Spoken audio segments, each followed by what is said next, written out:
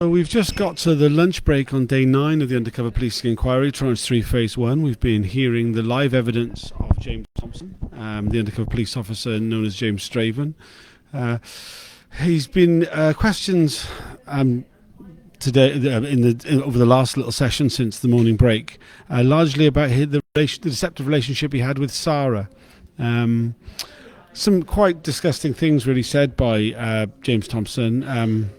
He was asked why he told her he loved her. He said it was because he did, and it appears to be taking the quite despicable sort of line of pretending that it was a genuine relationship. Quite appalling. I'm joined with Evelyn Lubbers of the Undercover Research Group. Evelyn, what have you made of what we've heard since the last break? Well, it's only going to get better, isn't it? Before it gets worse.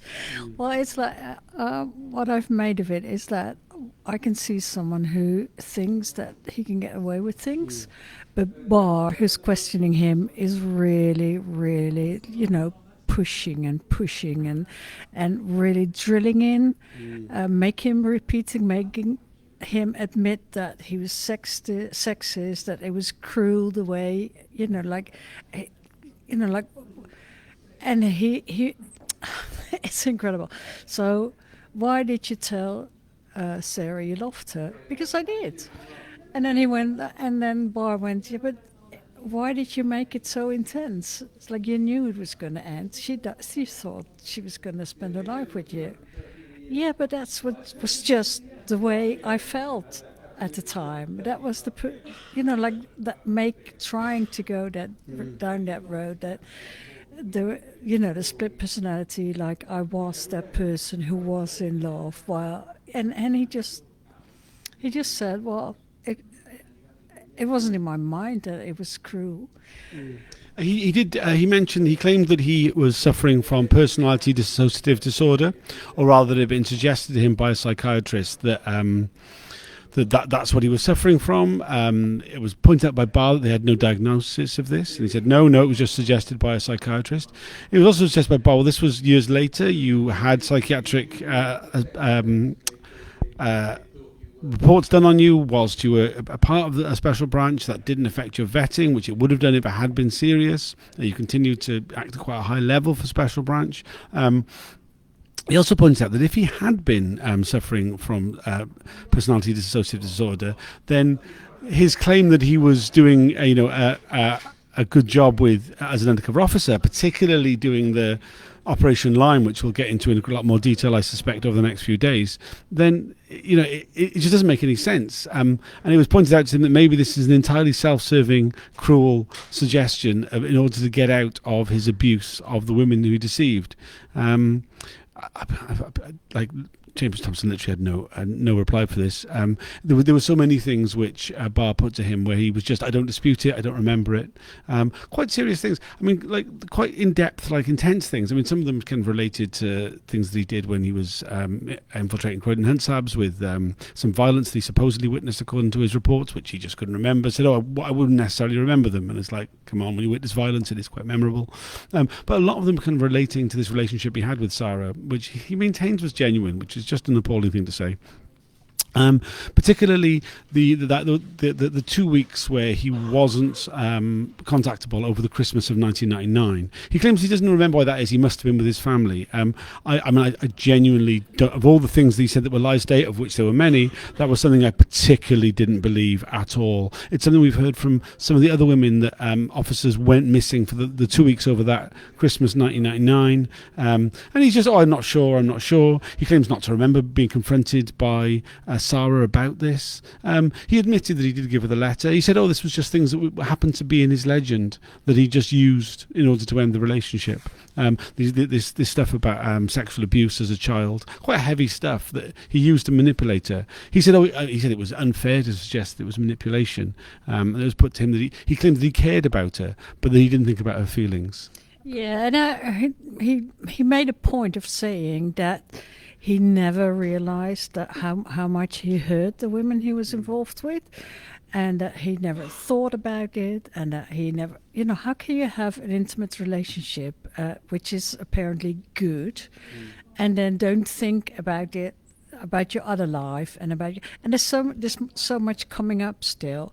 And he really claimed that he didn't realize how much pain he caused and how much trauma until he read the statements of the women and until he saw their evidence the other day. And it's like, I don't have words for this. It's like so incredible, and it's so sort of how can you be human even saying that? And it's insulting for the women involved to hear that now, like, who thought they had a genuine and good relationship with him, and specifically for Wendy and Ellie, he stayed in touch with. He can't say that he never thought about how that felt for them, like... when he stayed in touch until he had his first meeting with the inquiry. It's such a bunch of lies. And the other thing that I find very, what we can see him here in the room, and not only has he gotten a lot older and he's wearing a giant puppy, but he's also, he has to be told to talk into the microphone because he's like sort of... we don't know if he's acting or not, but he's mumbling a lot. Sometimes you can't really hear him. He's tilting his head so that he has to look up to meeting, which kind of is specifically something like it's an acting pose kind of. Yeah. Just go back to what you were saying before that about his sort of. His claim that he hadn't thought about the impact on the women.